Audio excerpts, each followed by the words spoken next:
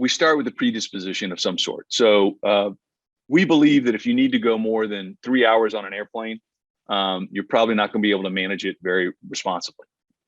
It's pretty hard to deal with emergencies that you can't get to within 3 hours. So while we believe in the Western US is just our basis, until we have maybe a Texas office, we're really not going to go past Texas. So that's one constraint.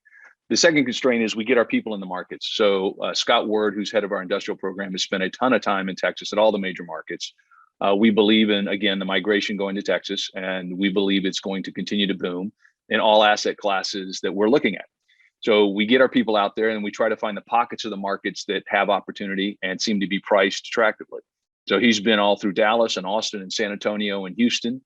We've looked in the West Texas oil fields to see if there's maybe some credit deals. So we get out in the field and we really look at what we can find. And then we bring that back to the investment committee and say, okay, we believe, Scott Word, for example, will say, I believe that we should be buying in Houston. It's not as hot as Austin. It's got an opportunity in the light industrial that we don't see in Dallas, for example. And then we start doing the micro. So we start at the macro and then we dig down into the micro. We say, okay, what submarket? Where do we want to be? Where's the most solid performing assets?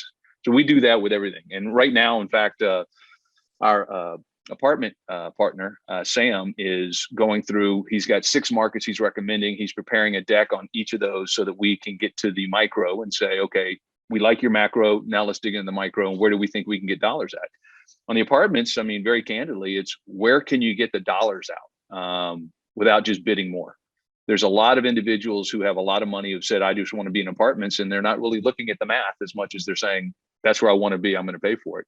We can't do that. That's not how we invest. So we've got to find the pockets where we can make a difference. And the office sector, you know, we've been historically a pretty urban focused office company.